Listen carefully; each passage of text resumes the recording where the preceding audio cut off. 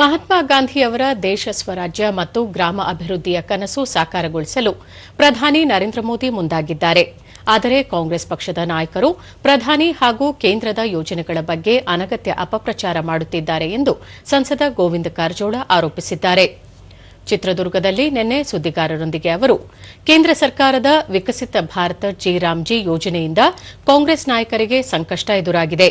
ಮನ್ರೇಗಾ ಹೆಸರು ಬದಲಿಸಿ ಜಿ ಯೋಜನೆಯ ಮೂಲಕ ಕೇಂದ್ರ ಸರ್ಕಾರ ಇದಕ್ಕೆ ಹೆಚ್ಚಿನ ಹಣ ನೀಡುತ್ತಿದೆ.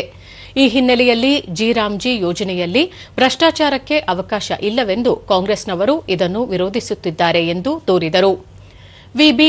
ಜಿ ಯೋಜನೆ ಮನ್ರೇಗಾ ಯೋಜನೆಗಿಂತ ಉತ್ತಮವಾಗಿದ್ದು, ನಕಲಿ ಬಿಲ್ಗಳನ್ನು ತಡೆಯುವ ಮತ್ತು ಗ್ರಾಮೀಣಾಭಿವೃದ್ಧಿಯ ಉದ್ದೇಶದಿಂದ ಹೆಸರು ಬದಲಾವಣೆ ಮಾಡಲಾಗಿದೆ. ಹಿಂದಿನ ಮನ್ರೇಗಾ ಯೋಜನೆಯಲ್ಲಿನ ಭ್ರಷ್ಟಾಚಾರ ತಡೆಯುವ ನಿಟ್ಟಿನಲ್ಲಿ ಜಿ ಯೋಜನೆ ಜಾರಿಗೊಳಿಸಲಾಗುತ್ತಿದೆ ಎಂದು ಗೋವಿಂದ ಕಾರಜೋಳ ತಿಳಿಸಿದರು.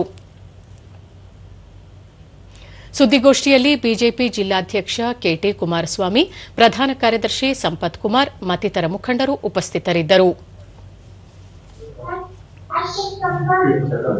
ಮತ್ತು 340 ರೂಪಾಯಿ ಇದ್ದದನ್ನ 370 ರೂಪಾಯಿ ಮಾಡಿದ್ರು.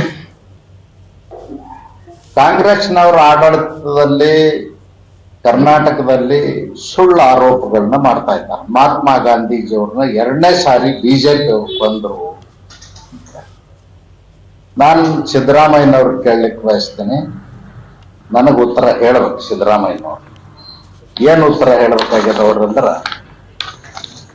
ಈ ಮಹಾತ್ಮ ಗಾಂಧಿ ಹೆಸರನ್ನ ಬದಲಾಯಿಸಿದ್ರು, ರಾಮನ ಹೆಸರು ತಂದ್ರು. ಬಹುಶಃ ರಾಮನ ಹೆಸರು ಅವ್ರಿಗೆ ಅಲರ್ಜಿ ಇರ್ಬೋದು, ಅವ್ರ ಹೆಸರಿನಲ್ಲೂ ರಾಮ ಅದ, ಸಿದ್ದರಾಮ ಅಂತ ಹೇಳಿ.